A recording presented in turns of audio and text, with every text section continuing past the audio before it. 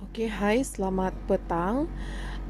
Saya Cikgu Jennifer. So, hari ini kita akan belajar refreshment balik on bab 2 dalam tingkatan 5 ekonomi, iaitu penunjuk ekonomi. Okey, so ini adalah peta konsep untuk penunjuk ekonomi. So, dalam penunjuk ekonomi kita akan belajar tentang indeks harga pengguna, and then kadar pengangguran, dan yang ketiga adalah KDNK. Okey, so first kali kita akan lihat adalah indeks harga pengguna. So, bila cakap pasal indeks harga pengguna, means dia melibatkan kepada inflasi. So, macam yang kita tahu apa maksud inflasi. Inflasi berlaku apabila kenaikan tingkat harga umum secara berterusan. Kenaikan tingkat harga umum barang dan perkhidmatan meningkat secara berterusan. Okey, so inflasi dia terdiri daripada 3. Okey, dia terbahagi kepada 3 jenis inflasi. Jenis-jenis inflasi iaitu inflasi tarikan permintaan, dan kedua adalah inflasi tolakan kos, dan ketiga adalah inflasi diimport. Untuk inflasi tarikan permintaan, ini melibatkan bila cakap pasal permintaan means kenaikan permintaan dalam pasaran, kenaikan permintaan barang dan perkhidmatan dalam pasaran.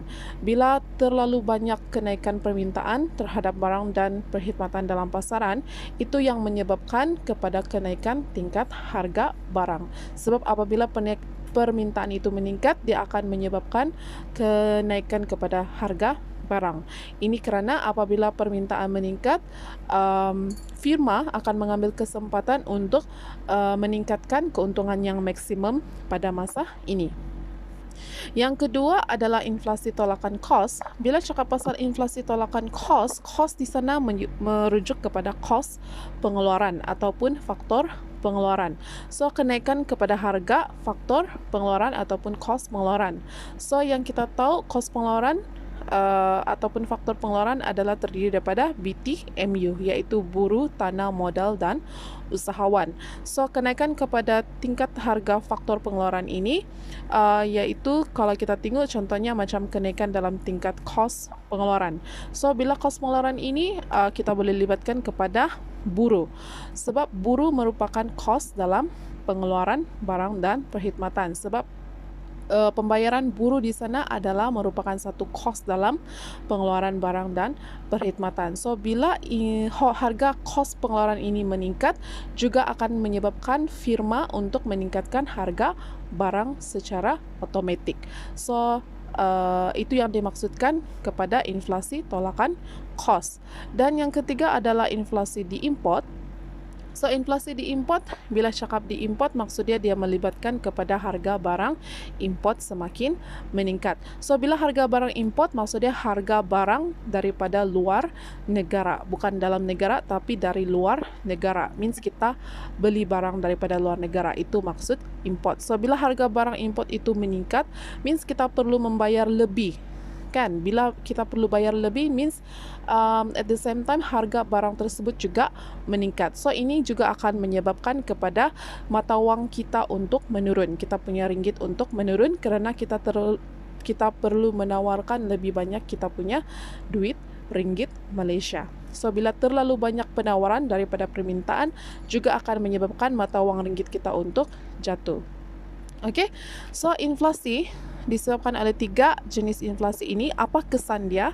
So, kesan-kesan dia adalah kepada harga barang pertama, kedua tabungan, pendapatan, pengangguran, ekspor dan juga kadar faedah. So, kadar faedah di sini adalah kadar faedah pinjaman.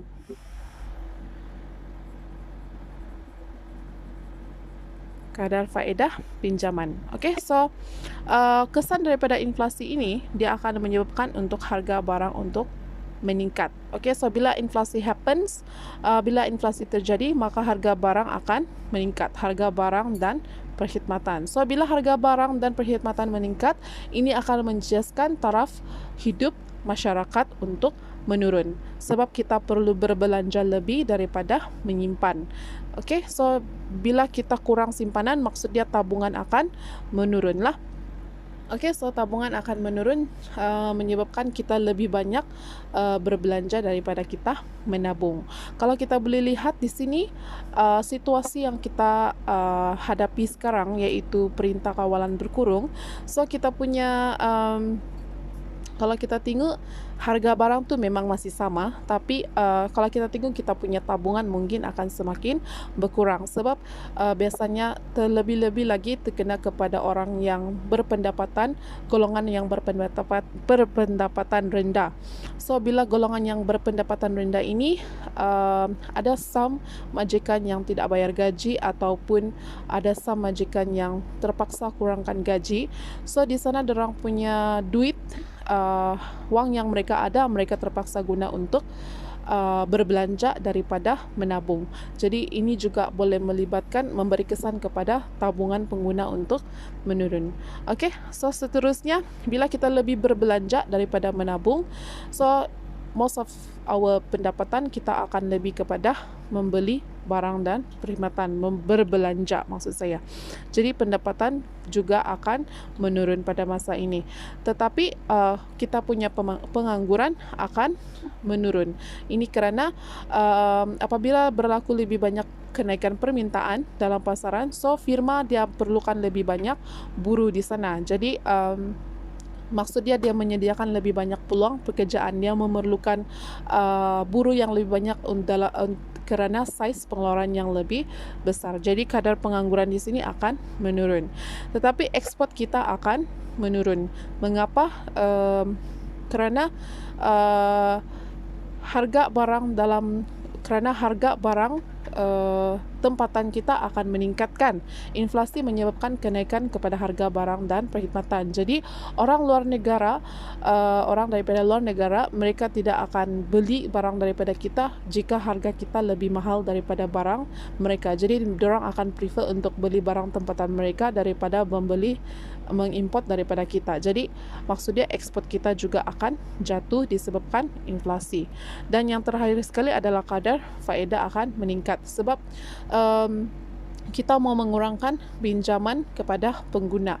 So terpaksa kita tingkatkan kadar faedah pinjaman agar pinjaman akan berkurang. Jadi pengguna akan kekurangan wang di sana untuk lebih berbelanja. Sebab motif dia di sini adalah untuk mengurangkan perbelanjaan dan permintaan pengguna ataupun isi rumah.